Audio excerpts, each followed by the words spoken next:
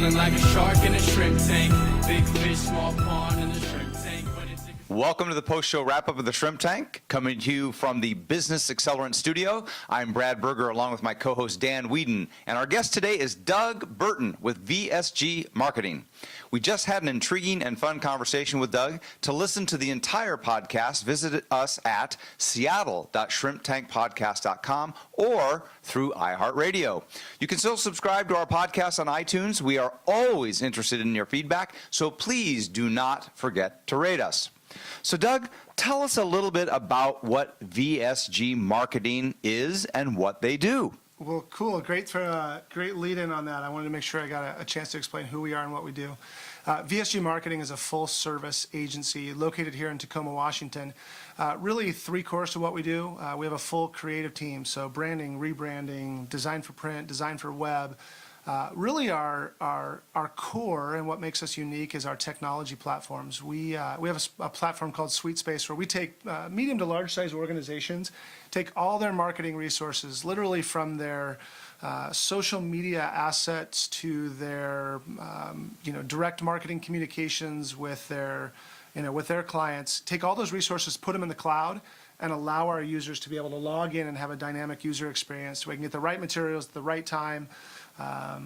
Really is that cloud-based marketing technology that leverages great creative.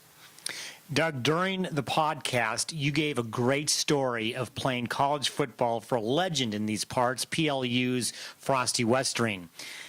At the end of it, so by the way, everybody's going to have to listen to the podcast to hear the whole story.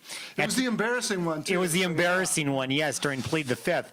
The moral of the story, though, was that one of the things you got from Frosty was that wins are a byproduct of doing the right things over and over again. And it dawned on me, so winning in business is a byproduct of doing the right things over and over again. From an entrepreneurial standpoint, can you talk a little bit about that? Yeah.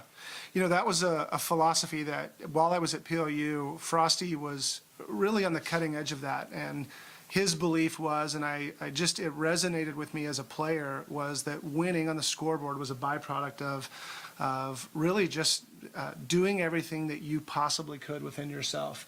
And the rest, the outcomes would just take care of themselves. And so that is a lesson that I've taken into business. And I'm not the smartest guy. I didn't have all the resources that some other businesses had, but the reality at the end of the day was I knew that if I took care of the little things, I took care of people, I valued relationships, I was a man of my word and did the things that I said that I would do, even in spite of not being the smartest guy or having the the coolest whatever, that good things would happen as a byproduct. And so just stay true to the values of who I am and what I do and what I believe in, and do what I say I'm going to do. And I think I've found that people honor that and trust that, and good things happen as a result. Well, that's a great segue into my question that I'd like to ask, because you've got a familiar journey, but with a little bit of a twist to it, and that is that you didn't just go out starting out saying, I want to be an entrepreneur. You worked in a corporate environment, and then you developed what you called an incubator that then ultimately turned into the business today. So how important, or what elements can you share with our listeners and our audience about that process and the key elements of making a transition like that? Well, I think the first thing to realize is that, when you, as an entrepreneur, and I'm sure so many of the listeners have that entrepreneurial mindset, they have a passion for what they do and want to go chase after it. And I think the thing to realize is it's hard. It really is hard. And I was a lean startup from day one. I never went that route of going out and getting a bunch of capital and pulling in, other resources.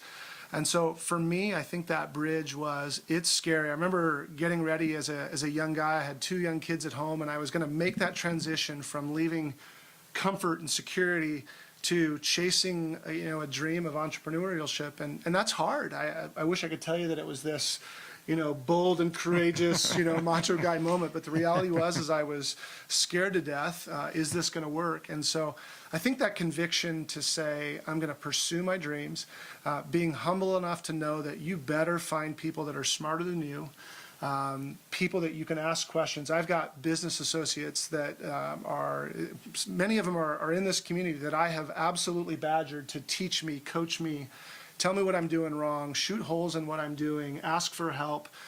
So I think that bridge is one, that you're not going to do it alone. It is lonely being an entrepreneur, right? When you're doing it solo, it's hard. So get a village around you of talented people that believe in your mission. When you don't know the answers, find people that are smarter than you and ask them. I remember sitting yesterday with a buddy that is a prominent businessman in this community. He's younger than I am, and I really respect him. And I sat in a coffee shop asking him, teach me, coach me. How do I do this? How do I do that? So always just come in low, serve your people, be humble, find people that are smarter than you, and just chase after it. Awesome. Thank you. Well, we had a great time with Doug, and we want to thank you so much for joining us. How can our listeners get in touch with you? Yeah, find us at our website, VSG 360. There'll be a direct line on there, and I think we talked about relationships earlier in the podcast. So I love talking marketing. I love talking relationships and business, and so I would say, I teach our team all the time, make a friend. So find us on our website, give me a call. I'd love to make a friend and learn from you, and hopefully build a great relationship in the process. Well, once again, this is just a taste of what you can expect by listening to the entire podcast. Visit seattle.shrimptankpodcast.com or listen to us on iHeartRadio. You can also subscribe to our podcast on iTunes. We'd love to hear from you, and please do not forget to rate us. Thanks to all of our shrimp peeler sponsors and for our listeners and followers. Well, Brad, our next show from the Business Accelerant Studio will be Wednesday, April 3rd, when our returning guest will be Ty Belknap with Port Bell SEO.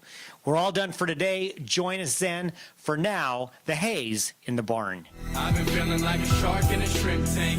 Big fish, small pond in the shrimp tank.